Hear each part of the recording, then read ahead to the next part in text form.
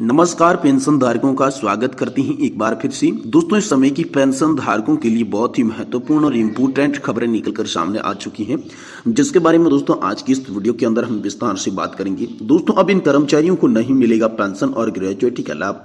दोस्तों 1 तारीख से ही पेंशन के नियमों में होने जा रही है उलटफेर। तो दोस्तों आखिरकार किन लोगों को यहाँ पर पेंशन और ग्रेजुएटी का लाभ जो है वो नहीं देखने को मिलेगा, 1 तारीख से क्या क्या नए नियम आप सभी की पेंशन को लेकर लागू होंगे, इसके बारे में भी दोस्तों आज की इस वीडियो के अंदर बात की जाएगी। वहीं दोस्तों कर्मचारियों और पेंशन धारकों की बल्ले बल्ले यहाँ पर होने वाली है। 4% तक बढ़ सकता है उनका महंगाई भत्ता और महंगाई राहत।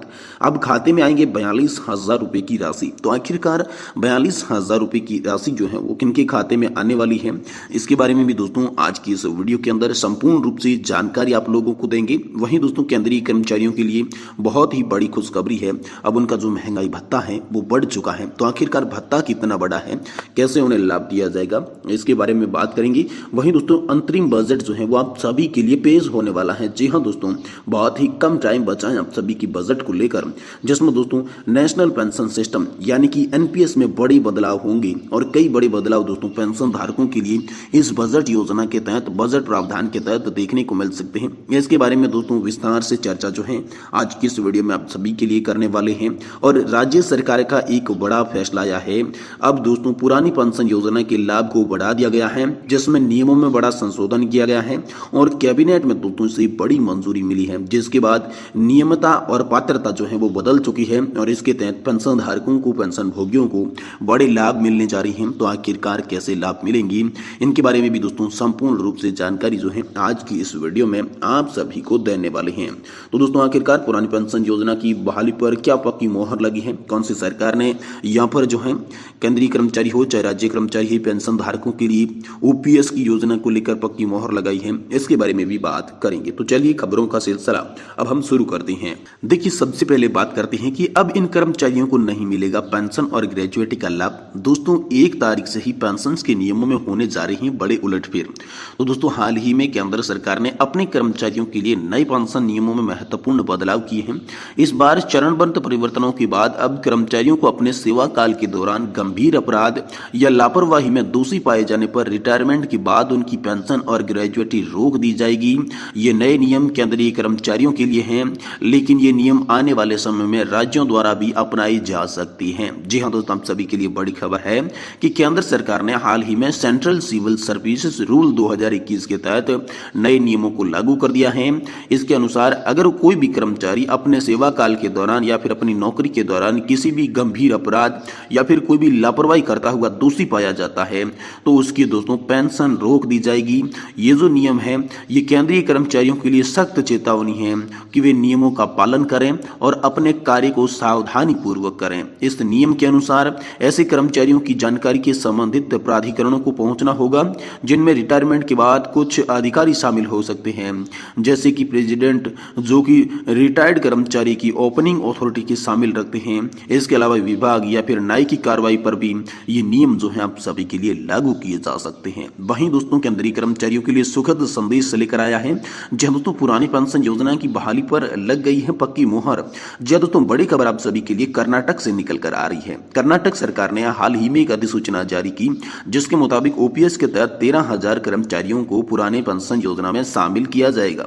जहां दोस्तों कर्नाटक सरकार की अधिसूचना के अनुसार इस योजना के तहत कर्मचारी शामिल होंगे, जिन्हें की 1 अप्रैल 2006 से पहले अधिसूचित किया गया था, लेकिन उनकी नियुक्ति बाद में हुई थी। यह फैसला उनको पुरानी पेंशन योजना के लिए अधिकारी बना देगा।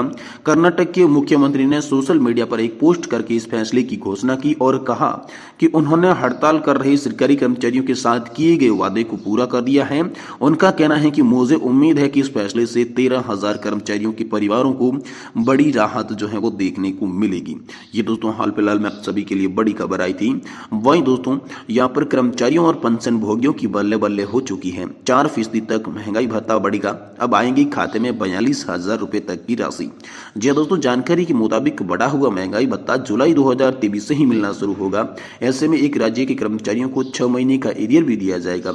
दोस्तों राज्य सरकार की ओर से आदेश जारी होते ही जनवरी के वेतन के साथ साथ बढ़ी हुई पेंशन की राशि भी आप सभी को ट्रांसफर की जाएगी और 6 माह का बकाया राशि का भी भुगतान किया जाएगा। इसको लेकर हाल फिलहाल में आप सभी के लिए बड़ी खबर आ चुकी है। वहीं दोस्तों केंद्रीय कर्मचारी कर्मचारियों के लिए खुशखबरी है। महंगाई भत्ते में बढ़ोतरी को लेकर हाल फिलहाल में बड़ा अपडेट आया है।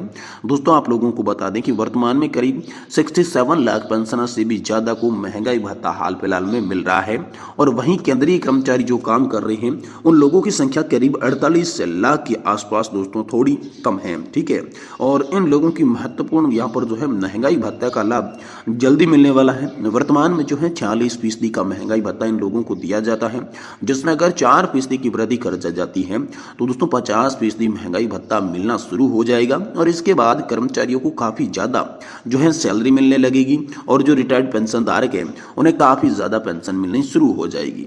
अब दोस्तों एक और बड़ी खबर है कि डीए और डीए एरियर का भुगतान नहीं होने से कर्मचारियों में नाराजगी है और दोस्तों कर्मचारियों की मांगों को अनदेखा करने का आरोप भी दोस्तों यहाँ पर लग चुका है। तो दोस्तों जब कोविड समय का महंगाई भत्ता कर्मचारियों को नहीं मिला था और उसको लेकर लगातार मांग हो रही थी, तो इसी बीच दोस्तों आरोप यहाँ पर लगा है कि जो कर्मचारियों की मांग है वो नहीं सुनी जा रही है और इसको लेकर दोस्तों महासंघ की राष्ट्रीय अध्यक्ष विपिन कुमार डोगरा ने बताया कि चुनाव से पूर्व कांग्रेस नेताओं ने यहाँ पर कर्मचारी वर्ग को लुभाने के लिए वादे किए थे, लेकिन चुनाव बीत जाने के बाद अब आप सभी को या फिर कर्मचारियों को डीए और डीए एरियर का भुगतान नहीं किया जा रहा है।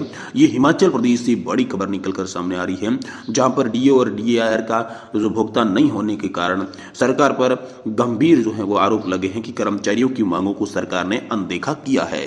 वहीं दोस्तों बात करें आप सभी के लिए अंतरिम बजट में क्या क्या फैसला हो सकता है इसको लेकर, तो दोस्तों आप सभी के लिए बहुत ही बड़ी खुशखबरी है। जी हाँ दोस्तों, वित्त मंत्री निर्मला सीतारमण आपका अंतिम बजट पेश करने जा रही है और इस बजट के अंदर आप सभी की नेशनल पेंशन सिस्टम यानी कि एनपीएस से जुड़े बड़े नियमों में परिवर्तन को लेकर दोस्तों आप सभी के लिए बड़ी खबर हाल फिलहाल में सामने आ रही है, जिसमें दोस्तों बीते ही साल शुरू हुए प्रदर्शन के अंदर लगातार ओपीएस की मांग कर रहे लाखों कर्मचारियों को लुभाने के लिए इस अंतरिम बजट के अंदर एनपीएस संशोधन रूल्स भी लागू किया जाएगा।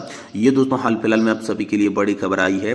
वहीं दोस्तों ईपीएस 95 पेंशन धारक जो है तमाम 4 सूत्रीय मांगों को लेकर जो प्रदर्शन कर रही थी, इसी बीच दोस्तों एक बहुत ही बड़ा जो है प्रस्ताव वित्त मंत्रालय को 4 मंत्री भूपेंद्र यादव जी के द्वारा मिला था, जिस पर हाल ही में वित्त मंत्री ने प्रतिक्रिया दी कि आप सभी की जो मांगे हैं उस पर विचार किया जा रहा है और बजट में आप सभी को बड़ी खुशखबरी देखने को मिल सकती है। तो इसी के तर्ज पर दोस्तों आप सभी की पेंशन 7,500 प्लस डीए के साथ साथ फ्री मेडिकल सुविधा को लेकर जो मुख्य मांगे थी, इन 2 मांगों पर विशेष चर्चा दोस्तों हो चुकी है।